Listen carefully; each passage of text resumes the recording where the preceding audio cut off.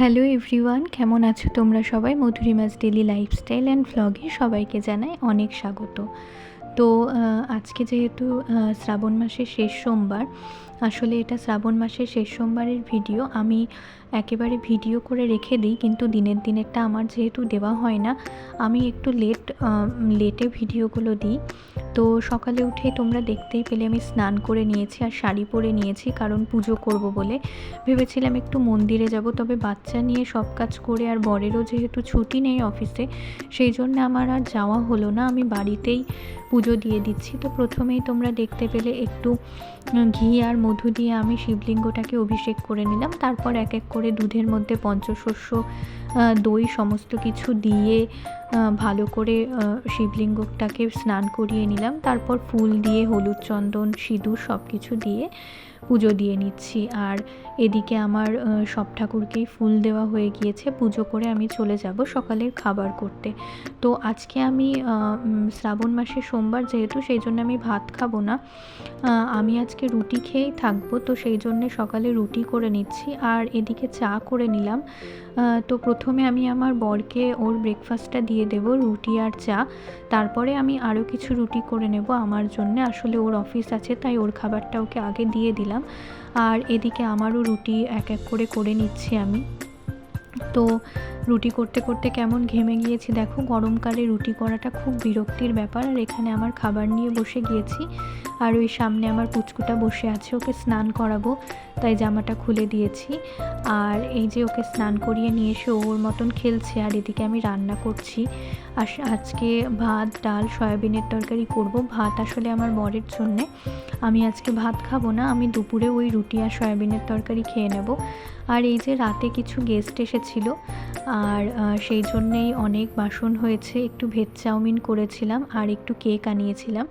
Veg কেকই আনিয়েছিলাম, আমাদের এখানে eggless cake একটা দোকানে হয়, ভীষণ ভালো টেস্ট হয়। তো সেখান থেকে কেক আনিয়েছিলাম, একটা বাচ্চা ছিল তার জন্যে। আর ওদের জন্য একটু চাউমিন করেছিলাম আর ওই স্প্রাইট আনিয়েছিলাম। তো এখানে আমি খিচুড়িটা বসিয়ে দিচ্ছি। আসলে গেস্ট আসলে বাড়িতে ভীষণ ভালো লাগে, তবে তারপরের যেই বাসনগুলো হয় এগুলো মাজতেই খুব বিরক্তি। আর এদিকে আমি ওর খিচুড়িটা বসিয়ে নিচ্ছি। খিচুড়িতে সমস্ত সবজি দিয়ে দিয়েছি, আলু, কুমড়ো, আর গাজর আর ঝিঙে। তো এদিকে আমি ওদিকে বসিয়ে দিয়ে, খিচুড়িটা বসিয়ে এদিকে আমি বাসনগুলো ধুয়ে নিচ্ছি। আসলে এই বাসনগুলো সব ধুয়ে তুলে দেবো, না হলে আমার ছেলের হাতে পড়লে ভেঙে যেতে পারে। তো সেই জন্যে উঠিয়ে নিচ্ছি। আমার এই গ্যাস টেবিলটাতেও হাত পেয়ে যায়, সেই জন্যে এগুলো আগেই আমি মেজে নিয়ে তুলে নেব। আর সবথেকে বড় কথা হচ্ছে, আমি এই যে কাজগুলো করতে আমার বর আমাকে খুব হেল্প করে, কারণ ও আমার সাথে হাতে হাতে অনেক কাজই করে দেয়।